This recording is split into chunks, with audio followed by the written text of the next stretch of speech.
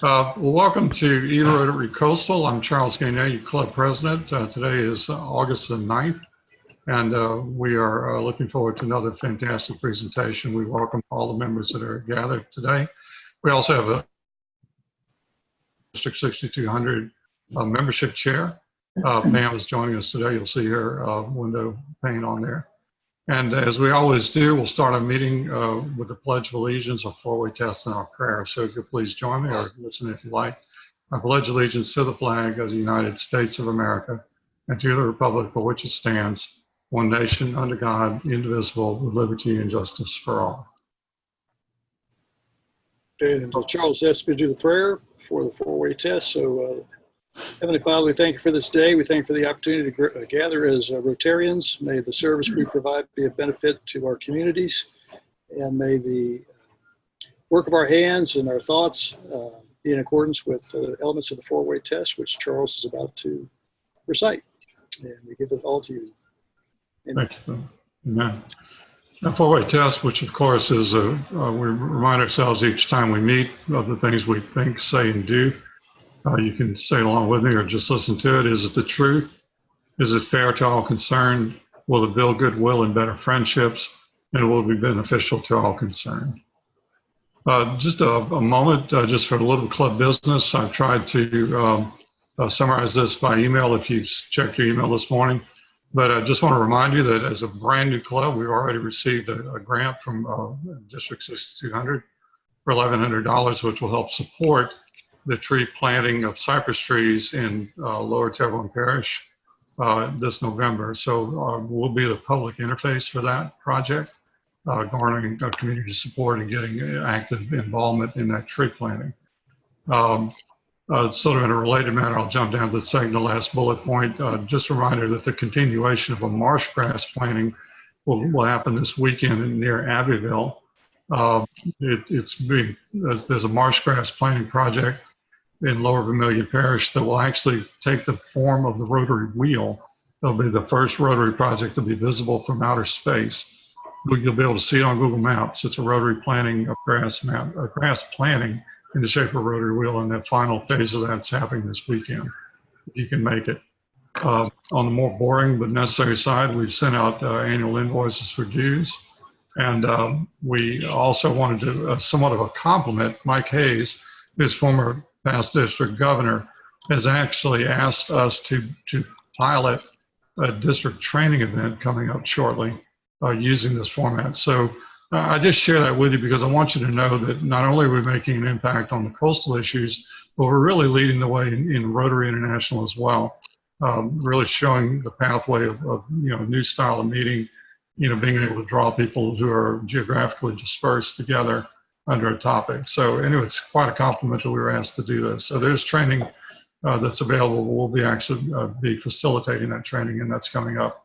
And there'll be more news about that shortly.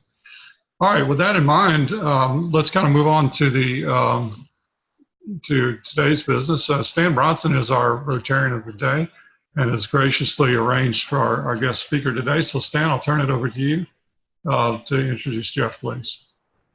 Thanks very much, Charles. I have known Jeff Carney for several years. He was a member of our Netherlands team that we took over, the delegation we took over in 2015 or 2014, Jeff? 15, I think. 15, I think. Yeah. And but Jeff has just recently arrived in Florida and was previously the director of the Coastal Design Studio at LSU in Baton Rouge, and has been there several years, and now is a part of the University of Florida as deputy director of a new institute that has been put together by the College of Design, Construction, and Planning. And the institute is called FIBER, and it stands for Florida Institute for Built Environment Resilience. Say that one really fast 3 times. But anyway, we're thrilled to have Jeff in Florida, and it's your guys' loss at LSU, but we're all here trying to do pretty much the same thing, and that is make an impact on coastal areas. And so, Jeff, if you will share some of your thoughts with us. I'm going to turn it over to you.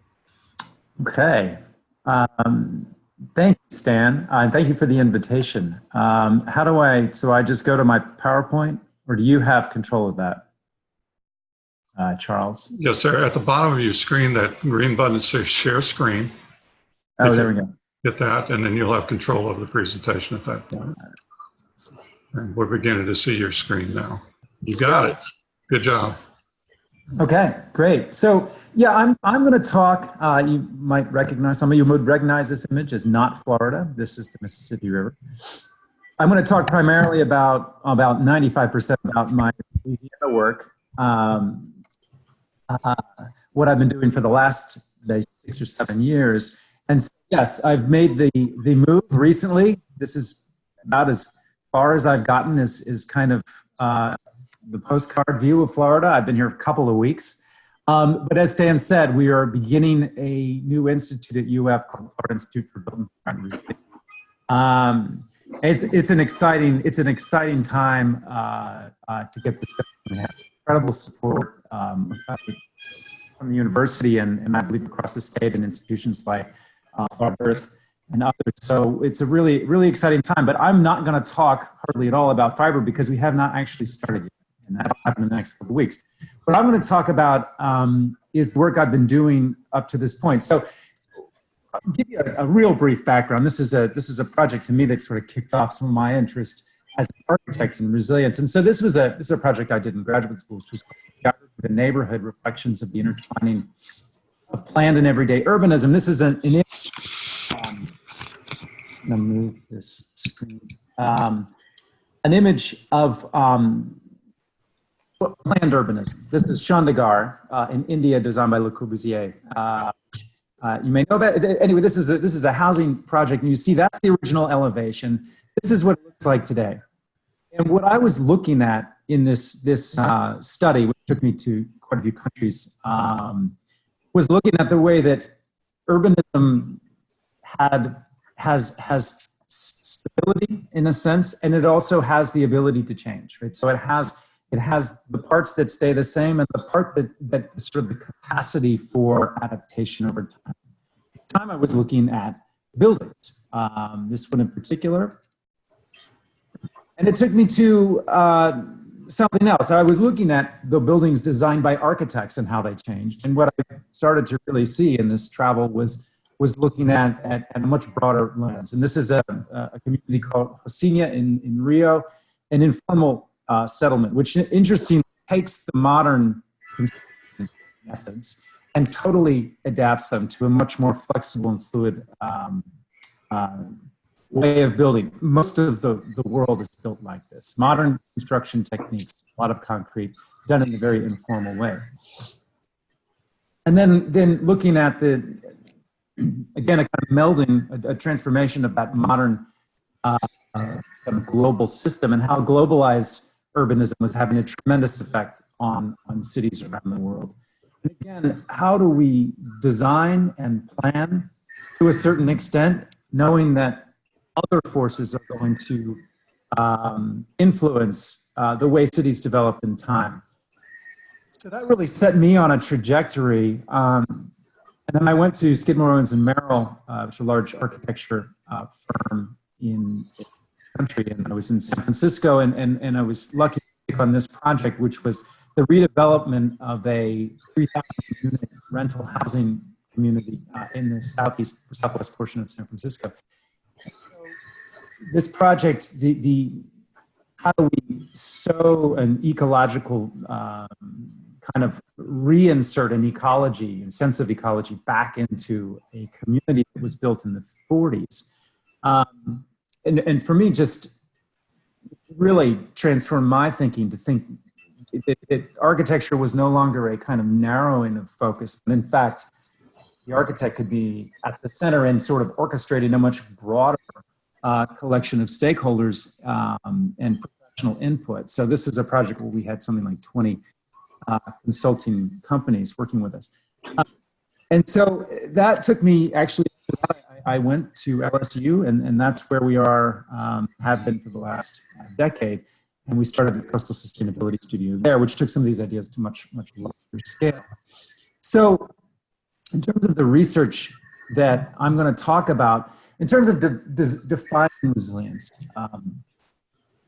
I see resilience, and everyone has a sort of definition of resilience, but there's sort of this idea of it's a spectrum from withstanding an impact, basically standing your ground, to the idea of adaptation. How do we change? How do we adapt and alter our position to be more prepared in the future? And so, in a sense, these fall into two camps: the sense of engineering resilience, which is Hollings defined engineering resilience as the ability of a system to return to an equilibrium or steady state after a disturbance. So that idea of resilience is about how fast that system can bounce back. How much can it take, and how can it bounce back to its previous position? An ecological view talks more about the ability not only to persist, but the ability to adapt. In a sense, and there's subtle differences between these two definitions. In terms of ecological resilience, that way of seeing resilience is actually strengthened through testing. Think of a forest that burns every 10 years. It's going to be much stronger than a forest that burns every century. That kind of idea that the capacity to adapt, or the capacity to weather a storm is built as sort of a conditioning over time. The built environment is a real combination of these two things. You can't have cities that are purely ecological resilience. You can't have cities that are purely that don't adapt at all. There has to be again, back to my position, which is that there's things that are permanent, there's things that are stable, there's things that we know, there's also things that change. There's unpredictable things, there's things that need to have that capacity for change built in. And so the main kind of thesis that I'm working with is how do we design, adapt, and work to evolve our built environment in response, even in anticipation of ecological dynamics and disturbances. So what is the capacity of architecture to both withstand and accept change? So we've really looked at this across three scales, from the regional watershed scale, the neighborhood fabric scale, down to the sort of process of dwelling, getting down to a real issue of community well-being and health of the individual. So I'll talk about four themes of the work that I've been doing at LSU, and these are projects that we've done there, but I really hope to bring these four themes to Florida with me as well. So, communicating change. One of the realizations, actually, as a designer, was that very quickly was that there's so much data and there's so much science and knowledge. It's just incredible amounts of information that needs to be conveyed in a way that is clearly articulated, and that visualization is an art to itself. And we very quickly found that this was a position where, I'm an architect, I like to design buildings, but we found that our ability to communicate visually was really important too. And so we really started to develop that as a portion of our work. This is an image that we did for the Coalition to Restore Coastal Louisiana. And I'm sure many of you have seen the sort of the diagram of the multiple lines of defense that's been around for a long time. If you Google multiple lines of defense, you'll get this sort of very simple sort of line drawing. And so they came to us and they said, we want to update that drawing. We want to make something different out of it. And so we developed this, and we tried to get a real sense of, yes, the line drawing is still there, the white line, but the complexity of having a sort of a visualization behind it, we tried to really imbue that drawing with more meaning, and also in a way that it could be used by a broader audience. And so this is the kind of work that we did, and it led us